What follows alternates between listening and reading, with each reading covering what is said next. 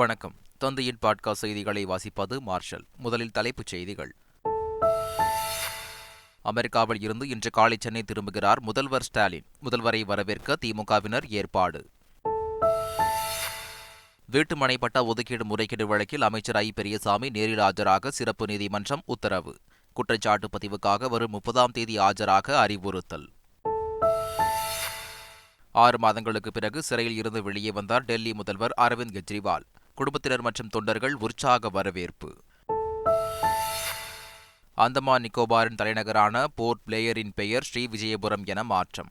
நாட்டை காலனி ஆதிக்கத்தின் சுவடுகளில் இருந்து விடுவிக்கும் நடவடிக்கை என மத்திய அமைச்சர் அமித்ஷா பெருமிதம். காஷ்மீரில் பயங்கரவாதிகளுடன் நடந்த துப்பாக்கிச் சண்டையில் 2 ராணுவ வீரர்கள் வீரமரணம். பதுங்கியுள்ள பயங்கரவாதிகளை பிடிக்க ராணுவம் தீவிர ரோந்து. விஜய் நடிக்கும் தளபதி 69 படத்தின் அப்டேட் இன்று வெளியாகிறது. அரசியல் கட்சி ஆரம்பித்துள்ள விஜயின் கடைசி படம் என்பதால் எதிர்பார்ப்பு. இலங்கை அதிபர் தேர்தல் பிரச்சாரம் களை கட்டியது. நாட்டின் ஒருமைப்பாட்டை தனது மகன் நாமல் ராஜபக்சேவால் மட்டுமே பாதுகாக்க முடியும் என மஹிந்த ராஜபக்சே பிரச்சாரம். சென்னையில் நடைபெற்ற தெற்காசிய ஜூனியர் தடகள சாம்பியன்ஷிப் தொடர் நிறைவு. 21 தங்கம் உட்பட 48 பதக்கங்களை வென்று இந்தியா முதலிடம். இனி விரிவான செய்திகள். தமிழ்நாட்டிற்கு தொழில் முதலீடுகளை ஈர்ப்பதற்காக முதலமைச்சர் ஸ்டாலின் கடந்த மாதம் 27ஆம் தேதி அமெரிக்கா சென்றார். சான் பிரான்சிஸ்கோ, சிகாகோ நகரில் தொழில் முதலீட்டாளர்களை சந்தித்த அவர் 18 முன்னணி நிறுவனங்கள் தமிழகத்தில் 7,616 கோடி ரூபாய் முதலீடுகளை செய்வதற்கான புரிந்துணர்வு ஒப்பந்தங்களை மேற்கொண்டனர். இந்நிலையில் 17 நாள் அமெரிக்க பயணத்தை முடித்துவிட்டு முதல்வர் ஸ்டாலின் இன்று காலை 8:30 மணியளவில் சென்னை திரும்புகிறார். இதையடுத்து முதலமைச்சரை வரவேற்பதற்கான ஏற்பாடுகளில் திமுகவினர் தீவிரமாக ஈடுபட்டுள்ளனர். 100 ஏரிகள் நிரப்பும் திட்டத்தை அதிமுக கொண்டு வந்த திட்டம் என கருதாமல் நிதி ஒதுக்கி திட்டத்தை முடிக்க வேண்டுமென அதிமுக பொதுச் செயலாளர் எடப்பாடி பழனிசாமி வலியுறுத்தியுள்ளார். அத்திக்கடவு அவிநாசி திட்டத்தை நிறைவேற்றி கொடுத்ததற்காக விவசாயிகள் எடப்பாடி பழனிசாமியை நேரில் சந்தித்து நன்றி தெரிவித்தனர். விவசாயிகள் கடந்த 6 ஆண்டுகளுக்கு முன்பு அத்திக்கடவு அவிநாசி திட்டத்தை நிறைவேற்றக் கோரி கையில் பச்சை நிற சங்கல்ப பட்டை அணிந்து போராட்டத்தை தொடங்கினார். தற்போது இந்த திட்டம் நிறைவேற்றப்பட்டுள்ளதால் விவசாயிகள் அணிந்திருந்த பட்டையை எடப்பாடி பழனிசாமி அவிழ்த்து போராட்டத்தை முடிவுக்கு கொண்டு வந்தார். மத்திய அரசின் புதிய கல்விக் கொள்கையில் செயல்படுத்த முடியாத பல திட்டங்கள் உள்ளதாக உயர்கல்வித்துறை அமைச்சர் பொன்முடி தெரிவித்துள்ளார். புதிய கல்விக் கொள்கையில் சிலவற்றை செயல்படுத்த முடியாது என்ற அவர், காலை உணவு திட்டம் முன்பே நடைமுறைப்படுத்தப்பட்டுள்ளது என்றார். புதிய கல்விக் கொள்கையால் பள்ளியில் இடைநிற்றல் அதிகரிக்கும் என்றும் அமைச்சர் பொன்முடி தெரிவித்தார். வக்ஃபு சட்டத்திருத்த மசோதா மதச்சார்பின்மை கொள்கையையும் இந்திய அரசியல் சாசனத்தில் வரையறுக்கப்பட்டுள்ள சமத்துவத்தையும் மீறும் செயல் என விடுதலை சிறுத்தைகள் கட்சித் தலைவர் திருமாவளவன் தெரிவித்துள்ளார்.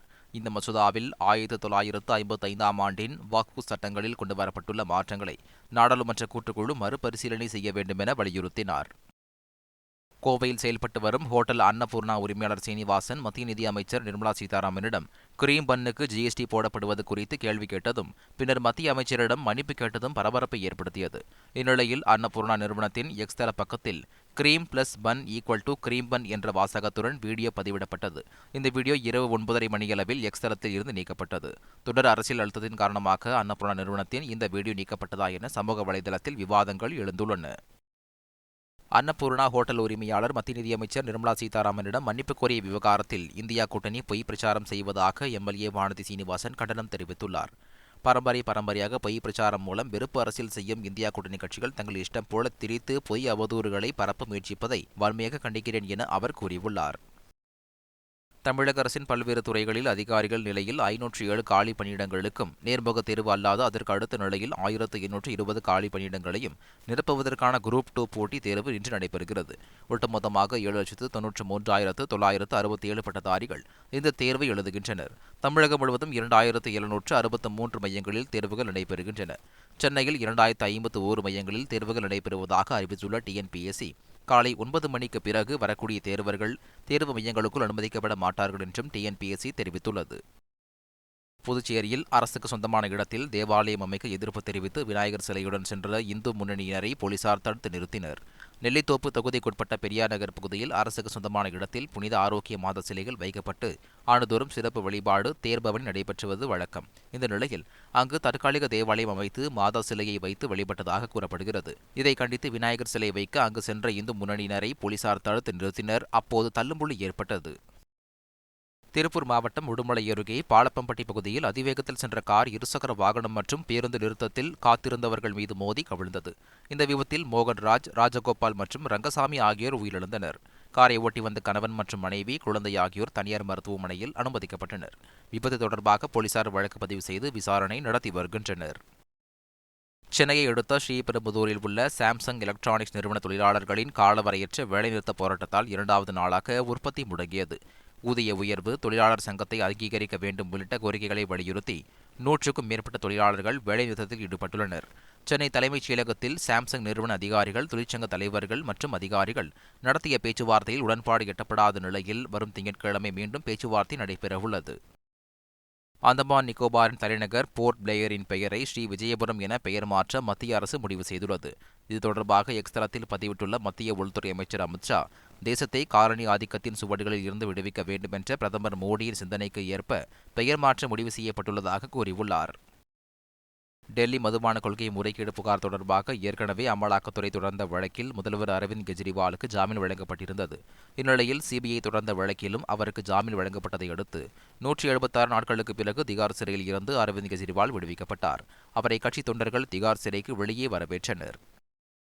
வெளுத்து வாங்கிய மழையால் டெல்லியின் பல்வேறு பகுதிகளில் மழைநீர் தேங்கியது. இடுப்பளவு தேங்கிய மழைநீரால் பல்வேறு இடங்களில் போக்குவரத்து கடுமையாக பாதிக்கப்பட்டது.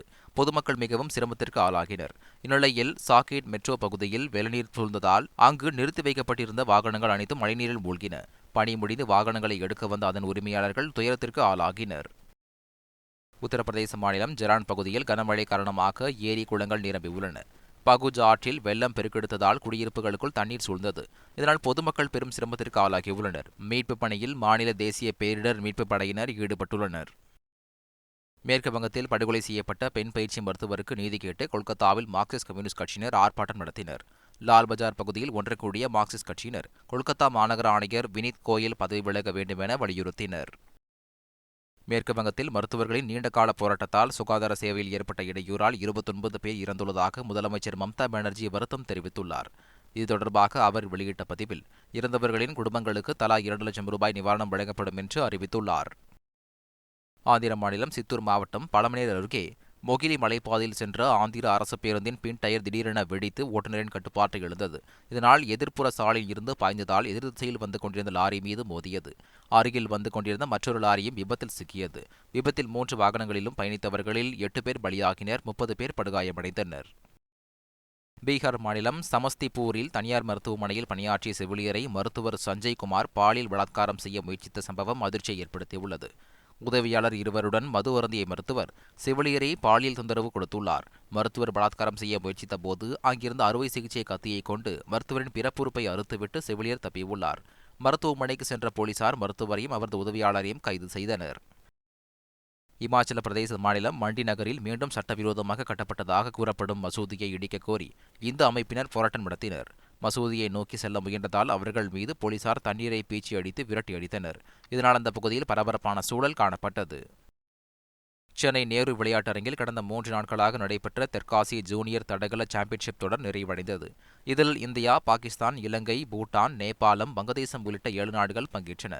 தொடரின் இறுதியில் 21 தங்கம் உட்பட 48 பதக்கங்களை வென்று பட்டியலில் இந்தியா முதலிடம் பிடித்தது. தமிழகத்தைச் சேர்ந்த 7 வீரர் மற்றும் வீராங்கனைகள் 5 தங்கம், 2 வெள்ளி உள்ளிட்ட 7 பதக்கங்களை வென்றனர். பாகிஸ்தான், பூட்டான் நாடுகளின் வீரர்கள் இதுவரை ஒரு பதக்கம் கூட வெல்லவில்லை. வங்கதேசத்திற்கு எதிரான முதல் டெஸ்ட் போட்டியை முன்னிட்டு இந்திய வீரர்கள் தீவிர பயிற்சியில் ஈடுபட்டனர். இந்தியா, வங்கதேசம் அணிகளுக்கு இடையிலான முதல் டெஸ்ட் போட்டி சென்னை சேப்பாக்கம் மைதானத்தில் வரும் 19ஆம் தேதி தொடங்கவுள்ளது. இதையொட்டி சென்னை வந்துள்ள இந்திய அணி வீரர்கள் சேப்பாக்கம் மைதானத்தில் பயிற்சி மேற்கொண்டனர். இந்திய அணியுடன் புதிய பவுலிங் பயிற்சியாளர் மோர்னே மார்க்கலும் இணைந்துள்ளார். சீனாவில் நடைபெற்று வரும் ஆசிய சாம்பியன்ஸ் டிராபி ஹாக்கி தொடரில் இன்று இந்தியா, பாகிஸ்தான் அணிகள் பலப்பரட்சி நடத்தவுள்ளன. இந்திய நேரப்படி இந்த லீக் போட்டி மதியம் 1:15 மணிக்கு தொடங்கவுள்ளது. தொடர்ச்சியாக 4 போட்டிகளில் வென்று ஏற்கனவே அரையிறுதிக்கு இந்தியா தகுதி பெற்றுவிட்டது குறிப்பிடத்தக்கது. இந்திய டெஸ்ட் அணியில் ஏராளமான நட்சத்திர வீரர்கள் உருவாகியிருப்பதற்கு விராட் கோலி போன்றோர்தான் காரணம் என ஆஸ்திரேலிய கிரிக்கெட் ஜாம்பவான் ரிக்கி பாண்டிங் கூறியுள்ளார்.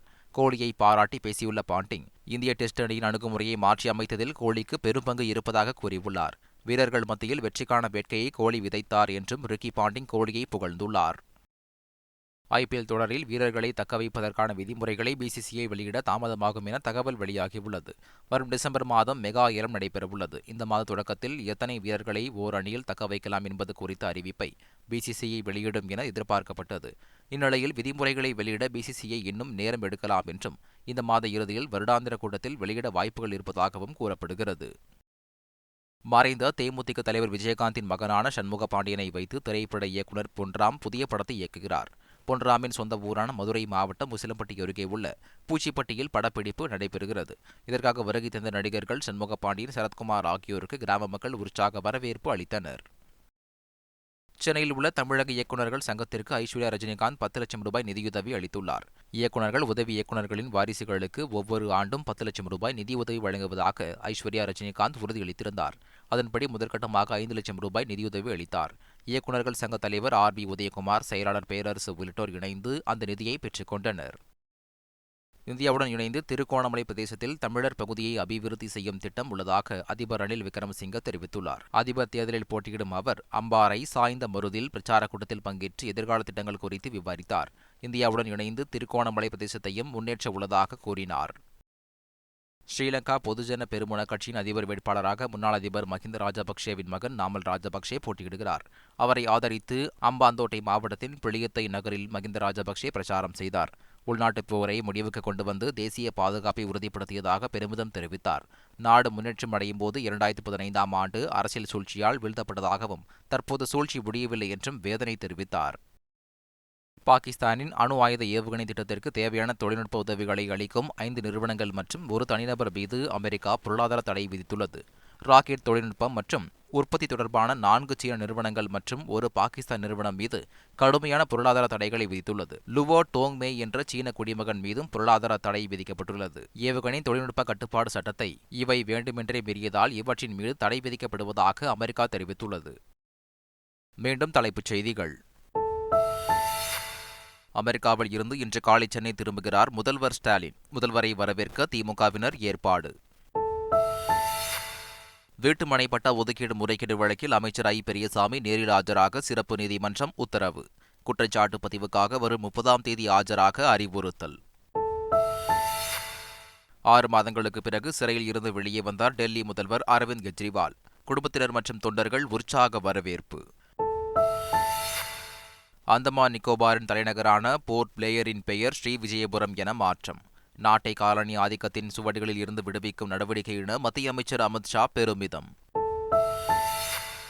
காஷ்மீரில் பயங்கரவாதிகளுடன் நடந்த துப்பாக்கிச் சண்டையில் 2 ராணுவ வீரர்கள் வீரமரணம். பதுங்கியுள்ள பயங்கரவாதிகளை பிடிக்க ராணுவம் தீவிர ரோந்து.